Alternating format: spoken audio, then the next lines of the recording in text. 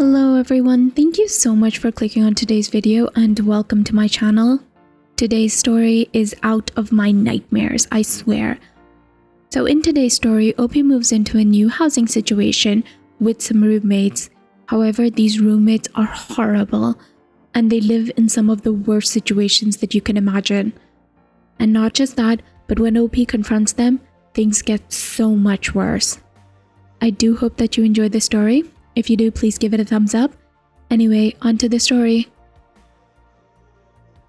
My new flatmates, a 19-year-old female, a 22-year-old female, and a 21-year-old female, are absolutely disgusting. I just moved in Wednesday and I'm already frustrated enough about it to cry. I'm not a neat freak, it's just really bad. How do I address this? I live in student housing now. It's a 4-bedroom with 2 bathrooms, so we share a bathroom with one other person, and all 4 of us share the kitchen, living room, and dining area. The leasing period is normally August to July, but someone left early, so there was an open room. I got lucky because I would have otherwise been homeless, but this also means the other 3 girls have lived together all year. I don't think they have cleaned anything since they moved in, and honestly, it's an effing state. There is food and grease splattered all over the walls. Dishes have been left in the sink long enough that they smell weirdly like vinegar, and the bins haven't been emptied for at least as long. We have a massive fruit fly problem, and walking into the kitchen makes my eyes water from the stench of rotting food. I did finally empty the bin myself. I've never walked into the kitchen and not needed to move popsicle wrappers from the counter and table to the rubbish bin. I've never even seen anyone eat one, but there's somehow a never-ending supply of wrappers to leave around. The bathroom is even worse. When I took a shower my first night, the buildup on the bottom of the tub was so thick it felt like I was standing on sandy concrete or something. The texture on my feet made me cry. It was so nasty and I had only decided to shower to help myself calm down. When I tried to clean it after my shower, the girl told me not to and assured me that it was clean as it could possibly be. The next morning, I just grabbed stuff and said, "No, I'm cleaning it. That's not at all okay," and just ignored them when they told me not to. It's a different color than I thought. I thought it was light gray with patches of buildup, but it's actually cream colored and just had that much grime all over. It took me 2 hours to scrub it out. I did that the day before yesterday. Today, I went to the toilet when I got back from walking my dog and found that the girl I shared it with had bathed her dog and left hair all over the goddamn tub. She made no attempt to rinse it. She also left her menstrual cup on the side of the sink. And it's not... oh my god. And it's not even clean. It's as clean as the rest of the effing flat. This is insufferable. I almost wonder if I'm meant to call someone. I think having millimeters of thick grime build up is actually hazardous. I know that mold is definitely not safe. It's honestly driving me nuts. I don't want to leave my bedroom because it upsets my stomach to see the state of the common areas of the flat. I definitely need to do something, but I'm basically an outsider and I can't imagine they'll be thrilled to have someone just waltz in and boss them around. I don't think I could even implement a chore wheel or something because I'm not really involved or invited into their circle. I've barely spoken to them because I'm just always in my room and frustrated. The last time I tried to be social with them, the one girl pulled her dog's tail to get the dog near her and then hit her just because she got up to get water. I'm just so afraid that I'll make things even worse. I grew up with only brothers. I don't really know how to communicate well with women. Thank you. After OP made that post public, they got a lot of replies and they added the following to the post. I'm trying to respond to everyone because I really appreciate your help. I've just massively fallen behind. I ultimately decided to say something since I've been sneaking around and cleaning all week. I mean, the menstrual cup is the exact line of things I can't fix alone. I also feel like it would be different if it were moved at some point as if she'd just forgotten, but when I said something, it had been there for at least 5 hours and that's only since I'd seen it. I was very careful about what I said and how I said it, and I practiced a few times first. I asked her to rinse the tub because I thought it was really disrespectful after I had just cleaned it, and asked her to please remove her menstrual cup because this is a shared space and it's a biohazard.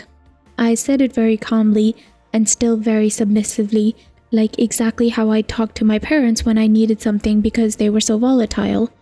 Her face turned bright red. She rolled her eyes and sighed and then said, "Okay," with an eye roll and sigh, like what teenagers do on TV. I went back into my room and her dog tried to follow like always. She screamed the dog's name with urgency I'd only used with my dog when he got out and was in the road with the car coming. Except it was driven by anger instead of fear. I hope she didn't harm her again, but I honestly don't know. I went back to my room and she was slamming doors and stuff. She was still slamming doors 2 hours later. Eventually I had to pee and I was going to take my dog out one more time too and just have an early night. I reached for the toilet roll and found that she'd gone into the bathroom and removed all the toilet rolls just to be petty and had also not rinsed the tub or moved her cup. After I had waited to drip dry, I went to take my dog out and saw that her hair was wet. She seriously used the other shower to avoid rinsing the tub at all. I was less diplomatic, I'm not gonna lie. I was not at all diplomatic. The conversation goes as follows. "Are you effing serious?" The other girl replied, "What?" And then OP said, "You seriously walked into the bathroom, took out all the toilet rolls without warning me, and then didn't rinse the tub or remove your biohazard? That's so petty." The reply came, "You just moved here 3 days ago and already we all have a problem with you." OP said, "For what? I've been in my room." They said, "You're using all our stuff, like our milk. We all have our own milk so we don't have to share." OP said, "I asked first and you all said it was okay.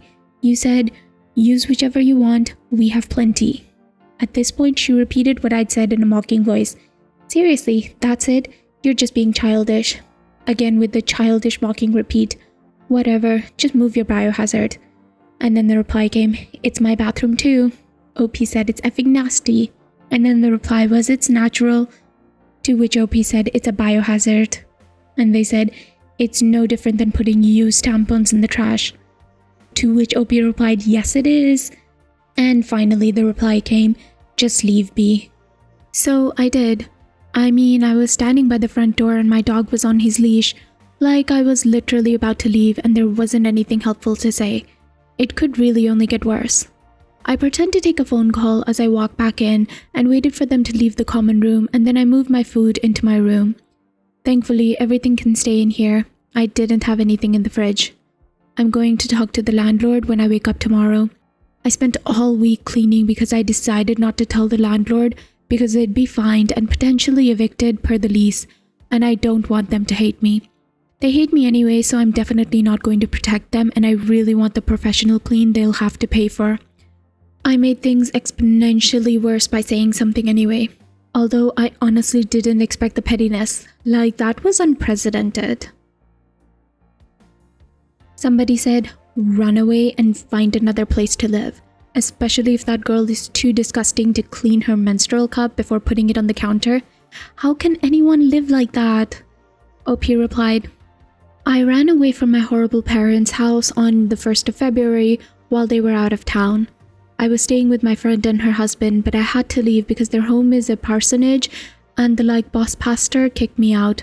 Over rumors some church ladies were spreading that I was having an affair with my friend's husband, the youth pastor.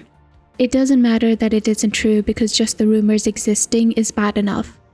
The boss guy gave me 2 weeks to find somewhere else to go and stressed that it didn't matter if I had nowhere else to go because I couldn't stay there.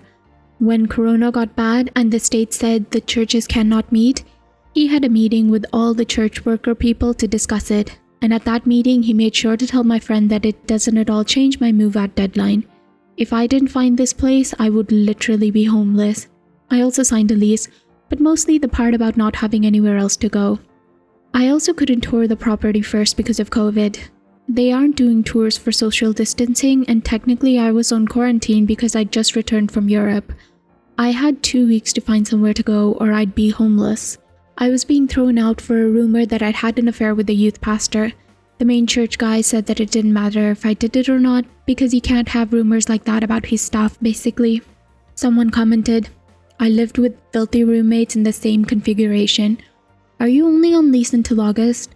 Do what you can now to be ready to move the second you can, because you're not going to change their habits, and trying to clean or keep things clean will drive you insane. In the meantime, your room is now your sanctuary. Get a small appliance, toaster oven, microwave, something like that, and an electric kettle.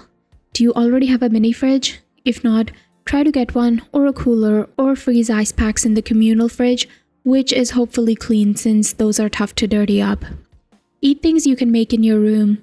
For example, oatmeal, French bread, pizza, raw fresh veggies, ramen, etc. Avoid the kitchen. It doesn't exist. Unless you can handle the microwave in there or something. Eat in your room and a set of your own dishes that you can hand wash and take back to your room with you. You'll want to limit your time in the bathroom. Carry your products, including toilet paper, in and out. Wear flip-flops and bring your towels back and forth as well. If it's really terrible, you can wipe the toilet down with Clorox wipes or paper towel soaked in some cleaner before sitting down to use. It'll suck, but you can get through it. I'd really suggest leaning into it and making your space an oasis. Comfy pillows and blankets, good lighting, nice stuff on the walls. Do a craft you love and decorate with that. Relish being away from your horrible situation and just make the cocoon a bit smaller, but still snug. To which OP replied, Unfortunately, I cannot do most of those things. The same girl says that we can't use the microwave because she can feel the radiation, and we can't use any chemicals because it's a shared space. Only the essential oil spray that she has. She's insufferable all the way around. I was definitely planning to get a mini fridge, an electric kettle, and a microwave or something like that when I can. I'm waiting for the gift cards I got for switching cell phone carriers. I switched carriers specifically for the $500 gift cards to the supermarket. They take 2 weeks, so it's coming up this week.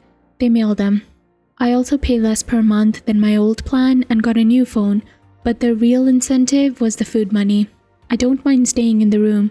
That's how I've lived for 22 years. Somebody commented, she hit her emotional service dog? No, definitely call animal control or whatever it is in the States. I would lose it if I saw someone hit their dog. What a trash human being. OP replied, It's horrible. I had no idea what to do. I mean, I didn't think that I could do anything. The first time I saw it, she was sitting on the couch and her dog stood up to get water, and she pulled her back by the tail and then hit her, and the dog laid back down. It's sort of no wonder the dog is always begging to come into my room with me. I try to help her when I can, but I rarely get the chance. When her human left her to go out Friday night, she didn't even put her in a kennel, and she came to my door and begged to come in. I was actively teaching a class, so I couldn't let her in right away, and she went from whining and scratching to jumping against the door. I felt awful. I wanted to let her in so bad, but I had to finish the 25 minutes class like I couldn't walk away. It was hard not to cry. I mean, she was so desperate, and I just wanted to hug her and tell her that she's safe.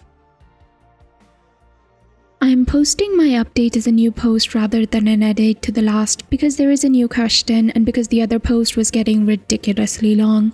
I went to see the landlord when I woke up and she was absolutely horrified. She said that there are absolutely things that she can do and that nobody should have to live like that. She asked me to send her all the photos I had shown her and to email her everything I had just told her, and she would start working on it as soon as she got the email. I felt really hopeful and had a false sense of relief. I walked back into the flat and decided to pee before sitting down to type my email because I needed to go. That sentence made it sound like I thought about it at all, which I didn't. I needed to go and went with no thought at all. It smelled like piss and I just thought like, oh, of course, I meant the rest of the place is like an effing state. Then my feet were wet. I guess it had taken a second to soak into my socks. I saw that there was a puddle of it in the front of the toilet and kind of wondered how she'd managed, but when I stood up, I realized that my back and thighs were also soaked. She had urinated all over the seat, all over the lid, and an entire ring around the toilet itself. I was absolutely horrified because I was literally covered in urine, like how else would I feel? I took my pants the rest of the way off, grabbed my soap, and stepped into the bathtub to wash it off. It was also full of urine. I don't even know how she got it to stay so well. I mean, it wasn't warm and the bathtub inherently drained, so I had no idea how she had gotten urine to stay like that. I also don't know how she managed to pee all over everything like that, because like one time I tried to pee in a bottle, but instead it got all over the floor because I don't know where my urethra is well enough, and I had to blame my dog. I have no idea how you would line yourself up to spray the seat and lid. At that point, I just called the office crying. The girl I had talked to had gone to lunch, so I talked to someone else, and I just told her about the pee and asked if she had anywhere I could shower, and she let me shower in the showroom. The entire room smelled like urine when I left, and I felt legitimately bad about that. She said that she'd ask her boss what to do when she got back from a meeting. That was 5 hours ago. I've spent that time in my bedroom. They have a room they can transfer me to without fees or anything, and I signed that lease online. I'm meant to move in tomorrow. While I had her on the phone, I asked where I could pee when I inevitably needed to, and she said that she'd ask the manager. That leads us up to now. I went to heat up some food because I've not eaten today and found that they were all sitting outside on the small porch and taking photos of me in the kitchen through the blinds. One opened the door and said, "Oh wow, you're really taking photos with them." My dog was with me, right there, and the other said yes. I looked incredibly confused and tried not to look that way. When I was back in my room, I called the office to follow up about my ability to pee and to tell them about the weird photo thing, and I heard them walk into the kitchen giggling and they said, "Yeah, she just stood there all confused and stuff."